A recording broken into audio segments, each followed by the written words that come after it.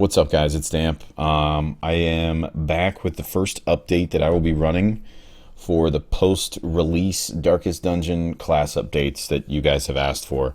So we're going to start with what I feel is one of the strongest classes currently in the game. And I will be updating every class throughout the game, but they're still doing a lot of tweaks, so I'm going to take my time. So we're going to start with the Houndmaster, who, as of the last patch, if we look at some of the stuff that was done to the Houndmaster, the dog treats were nerfed, which, you know, they give us an extra one to offset it, but nerfing the dog treats meant that it wasn't as strong on boss fights, probably for good reason. It was really, really strong and did need to take a nerf, so, excuse me. So what we'll look at will be the Houndmaster and overall strengths, weaknesses, what it does, and really what it's known for, what combat skills to take, what trinkets you want to look at, and all those things. So we'll start right off with Houndmaster, not only one of the strongest classes in the game, it's one of the most versatile classes in the game. I'm going to kind of show you right away why. So every time you mark a target, a lot of newer players don't really look at what the mark does. They just know that certain classes like the Arbalist and the Bounty Hunter can have more damage done to something that's marked. Well, if you look here, by marking a target, you reduce prot on certain mobs. Now, many of the boss fights, not all of them, but many of the boss fights, prot is an issue. However, dodge, which if you look at, some people like to use the occultist. Well, he reduces dodge.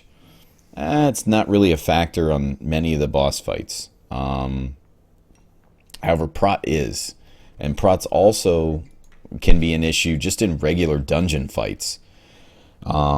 Most mini-bosses and bosses it's not really a struggle to get through dodge, but it is through prot. It makes fights last longer than they should. Just think about in the Cove when you're fighting the lobster.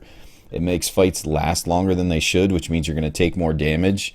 God forbid it's a prot mob like the lobster that has a heavy, heavy bleed. That really can be challenging, especially for newer players. So what my recommendation is for utilizing the Houndmaster is he's very versatile. So if you look at things you want to take, these three are pretty much non-negotiables. When you look at the rest of him with his guard, his stress heal, and his heal, I typically stay with lick wounds. Main reason, because this is the most common way you're going to take damage with him. If you look at stress heal, you can offset stress heal in your camping skills, and his dodge is great, but it's really only good for one turn. So it does have a good buff, but primarily I don't know that you'll use that unless somebody pops to Darkest or to Death's Door. So as you look at some of his strengths, he can hit all 4 rows with his Hound's Rush, which is great. He can hit everything with an AoE and a bleed with Hound's Harry. Now with Hound's Harry, this can be really valuable in the Warrens or places where they're susceptible to bleeds. The Warrens is the first one that comes to mind. It wouldn't work so well in the Ruins. I would actually not run that in the Ruins, and I would trade it off for something else. But it does allow you to hit all 4 rows with an AoE. It's not as much damage. The damage isn't strong, but you can still hit all 4 rows. So that pairs well with AoE characters. Now, he is not as good of a stress healer as the Jester is, which you can see here. But he's pretty damn good, and he's better offensively than the Jester is. He also is really good at scouting, and when you look at disarming traps, he's pretty good there too. He's one of the better ones. So if you look at minuses for him, don't discount this accuracy mod -10 because it's because of the rabies. If you look at minuses, he's middle of the range when it comes to damage, but he's so versatile that it makes up for his lack of damage. He's probably one of the must-brings to boss fights where you're going to focus fire, which is a lot of them. So he's very valuable on boss fights. I think he's part of the best party composition in the game right now, which I'll be doing a video of, kind of breaking that down for you guys and explaining why I think so. But as you look at his primary attributes, Things you want to focus on: speed, dodge. Those are really where his bread and butter is. Reason I say that is, again, a good way to tell what you want to focus on for your characters. If you're not really sure, take a look at their camping skills. This doesn't help you. In a lot of your characters, this would help you, but these are all relating to stress heal. But you look at some of his other skills, there's his dodge there, and if you stack speed, it allows him to mark before the other enemies can react. So when we look at the quirks you want to bring, On Guard is fantastic, as is Evasive and Quick Draw. If you have On Guard, you don't want Quick Draw, one or the other. But Quick Reflexes for the +2 speed is also really good. So those are some that I'd recommend. You can also look at Eagle Eye for crit, or any increases to damage in general for the range skills, because that's where he does most of his range, or most of his damage or range skills. Ranged. This is melee, but that's a stun, which I don't recommend carrying. He's going to be too busy doing other things for the most part. Not that it's bad, it's actually pretty good for a stun skill, but I typically don't stun. It's a topic for another day in my playstyle. So really where he excels are in parties that mark and boss fights. So Arbalist, Vestal or Occultist, Houndmaster, Bounty Hunter. The other one would be 4-slot Man-at-Arms, Vestal or Occultist, Houndmaster, Bounty Hunter.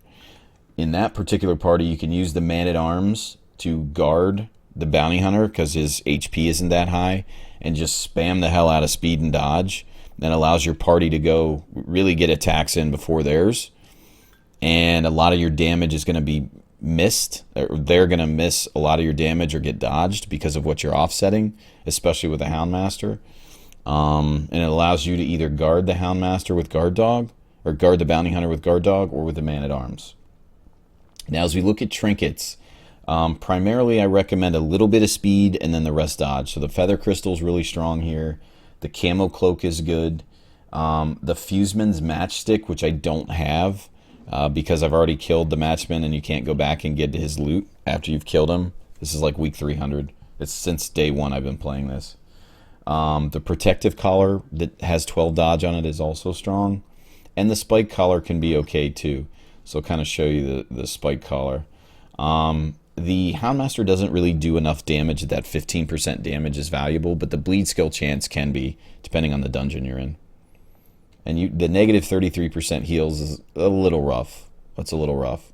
But the Protective Collar, that's the blue one that they get, that has plus 12 dodge, is pretty strong. As we look at the camping skills, again, he's really related to stress, but something that's particularly strong is Hound's Watch and Release the Hound. So where these can be valuable are if you're bringing a leper or another character that doesn't do well with movement, like an Arbalist. If you offset scouting with them, that can be pretty strong. So just an idea. If really, you aren't going to want to take Pep Talk and you're going to want to take Encourage instead. But Therapy Dog and Man's Best Friend are the non-negotiables here. And then either Release the Hound or Hound's Watch are the two you want to focus on. As far as diseases and what you want to take, the Fits can be good, which is a speed increase. That can be solid and something you want to keep. Rabies is also another one. You tread lightly. The accuracy debuff here is kind of rough. But again, if you're running it with the Man-at-Arms, the Man-at-Arms can offset the negative with the buffs. So something to consider there. So overall, that is the first one of the full release Darkest Dungeon, the first class. Thanks guys for watching. I really appreciate all your support. If you have a different play style that you use the Houndmaster in, throw it in the comments below. And again, thank you all for watching. I really appreciate it. We just passed 500,000 views. So I'll be coming out with more videos over the next few weeks. They'll come out in chunks just based off my personal life and schedule. So be patient, but I will be throwing out a lot of stuff lately. So thank you for watching, guys. See you later.